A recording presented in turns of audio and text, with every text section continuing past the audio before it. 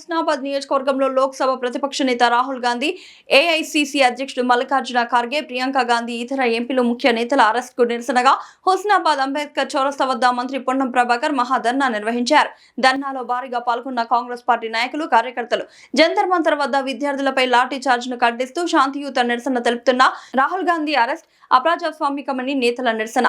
విద్యార్థుల ఆత్మహత్యలకు కారణమైన కేంద్ర మంత్రి ధర్మేంద్ర ప్రధాన్ రాజీనామా చేయాలని డిమాండ్. అంశంపై పార్లమెంట్లో చర్చ జరగాలని, నీట్ పేపర్ లీక్ పై హోంమంత్రి సమాధానం చెప్పాలని డిమాండ్ చేస్తూ నీట్ పేపర్ లీక్ తో ఆత్మహత్యకు పాల్పడ్డ విద్యార్థుల కుటుంబాలకు ఎక్స్గ్రేషియా ఇవ్వాలని, ఢిల్లీలో హింసపై విచారణ జరిపించి దోషులను శిక్షించాలని డిమాండ్ చేశారు. మేము ఏ సమయంలో ఏ పాచిక వేయాలో మా దగ్గర ఉంది.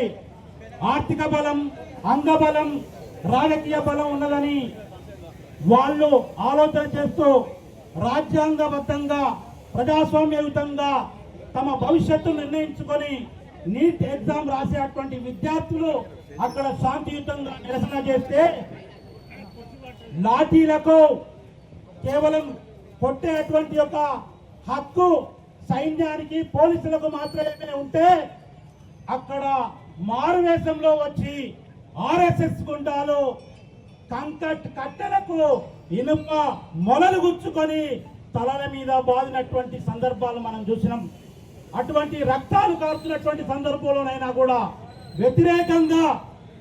వ్యతిరేకంగా మళ్ళీ యుద్ధానికి తిరగకుండా, కొట్లాడకు దిగకుండా శాంతియుతంగా నిరసన చేసేటువంటి సందర్భంలో విచక్షణ రహితంగా కొడుతుంటే ప్రతిపక్ష నాయకుడైనటువంటి రాహుల్ గాంధీ ప్రజాస్వామ్యయుతంగా, రాజ్యాంగబద్ధంగా మరియు ఏఐసిసి అధ్యక్షులు ఖర్గే గారు కూడా ఇది దారుణం, ఇది రాజ్యాంగానికి విరుద్ధం, ప్రజాస్వామ్యంలో అన్యాయం జరిగినప్పుడు తప్పనిసరిగా ప్రశ్నించే హక్కు ప్రతి ఒక్క పౌరునికి ఉంటుందని తెలియజేసి శాంతియుతంగా వారికి మద్దతు తెలపడానికి వెళ్తే వాళ్ళను అక్రమంగా అరెస్ట్ చేసినటువంటి సందర్భాన్ని యావత్ భారతదేశం తీవ్రంగా ఖండించవలసినటువంటి అవసరం ఉంది.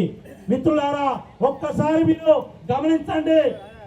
భారతదేశానికి స్వతంత్రం వచ్చినప్పటి నుండి ఇటువంటి ఒక అసాంఘికమైనటువంటి సంఘటనలు జరగలేదు. ఎవరైనా కూడా ఒక కాలంలో ఎక్కడో రైలు సంఘటన జరిగితే దానికి ప్రధాన బాధ్యత వహిస్తూ నేను తక్షణమే రాజీనామా చేస్తా అని ఒక మహానుభావుడు రాజీనామా చేసినటువంటి సందర్భాన్ని, చరిత్రను మనం గమనించుకోవచ్చు.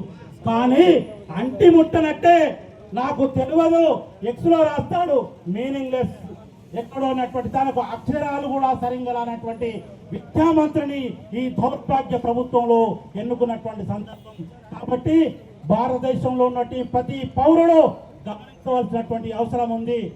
ఈ యొక్క సందర్భంలో మన యొక్క నాయకులైనటువంటి రాహుల్ గాంధీ గారిని మరియు ఖర్గే గారిని అరెస్టుకు నిరసనగా ఇక్కడ ధర్నాకు విచ్చేసినటువంటి తెలంగాణ రాష్ట్ర రవాణా మరియు బీసీ సంక్షేమ శాఖ మంత్రి గారికి మద్దతుగా ఇక్కడికి వచ్చినటువంటి కౌన్సిల్ మెంబర్స్, చైర్మన్ గారు, ప్రతి ఒక్క సామాన్య కాంగ్రెస్ కార్యకర్తకు పేరు పేరున ధన్యవాదాలు తెలియజేస్తూ జై కాంగ్రెస్, జై కాంగ్రెస్, జై కాంగ్రెస్, జై కాంగ్రెస్, జై కాంగ్రెస్, జై కాంగ్రెస్. నీట్ పేపర్ నిరసనగా వెంటనే రాజీనామా చేయాలి. నీట్ పేపర్ లీక్ వెంటనే